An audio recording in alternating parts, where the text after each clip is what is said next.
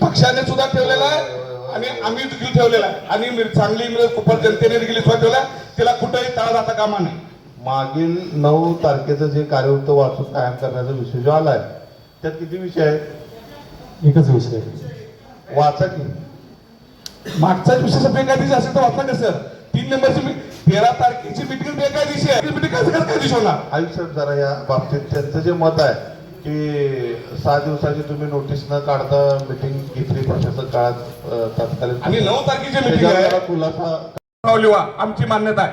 होय बाबासाहेब काय विषय जरा वाचा देऊ नेमका आम्हाला तर कळू. सांगायला लागल्यात तसं नियमात आहे का? म्हणजे आपल्या महासभेला 7 दिवसाचा अजेंडा लागतोय, तसं त्याची नियमावली जरा कळू दे ना. आयुष्यात खुलासा करू देत शासकीय महासभेला काय नियमावली आहे. साहेब करा खुलासा. आता विषय सांगितलं गेला. 2-3 विषयावर मी एक पॉईंट वाईज खुलासा करतो. पहिला विषय होता भूसंपादन बाबतीत की कसं काय चेक वगैरे दिला गेलं. पहिली गोष्टी चेक तयार करणं, बिल तयार करणं डिपार्टमेंटचं काम आहे. डिपार्टमेंट त्याच्यानंतर अकाउंट्सला पाठवत आहे. डिपार्टमेंटला हे बघणं फार आवश्यक आहे की त्याच्यामध्ये ठराव वगैरे आहे की नाही.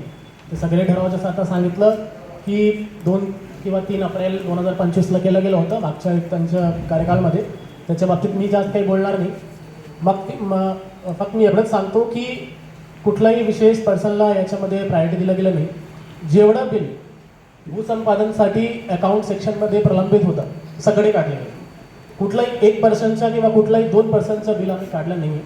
जेवढं बिल्स विकास शुल्कमध्ये प्रलंबित होतं. आणि अजून एक गोष्टी आपल्याला सांगू इच्छितो की विकास शुल्क जे आहे ते जनरल फंडचा भाग नसतोय. त्याच्यामध्ये नगररचनाकडून पैसे येतो आणि ते फक्त भूसंपादनसाठी पैसे खर्च केले जातात. त्याच्यामध्ये जेवढा पैसे पेंडिंग होतं अशा निर्देश असं अकाउंट सेक्शन आणि सगळे बिल्सचं जेवढं अमाऊंट होतं त्याच्या 50% मला वाटतं तसं काढलं गेलं होतं. दुसरा विषय आता आला की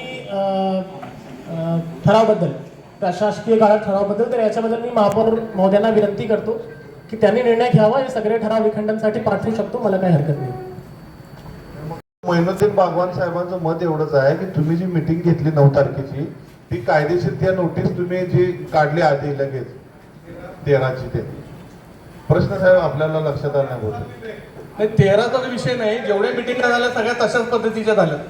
जेवढ्या महासभा झाल्या सगळ्या त्याच पद्धतीच्या झाल्या. ते 2 वर्षाचा नाहीये. 3-4-2025चा विषय हा.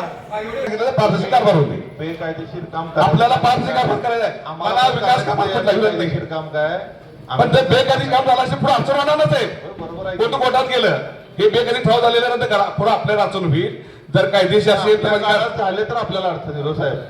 साहेब आपण सांगितलं ऐका, प्रशासन काळात झाले असते साहेब प्रशासन काळात जाऊन दे, पण आपण सांगली, मिरज, कुपा शहर महानगरपालिकेचे नागरिक आहेत. जनतेने आपल्याला इथं शहराच्या विकासासाठी पकडून दिलेलं आहे. काय प्रशासनाच्या काळामध्ये काही चुकी झालं असेल ते बोलायचा बी अधिकार आपल्याला आहे. चुकीला चुकीच म्हणलं पाहिजे, चांगल्यात चांगलं म्हणलं पाहिजे. जर बेकायदेशीर कामं झाले असेल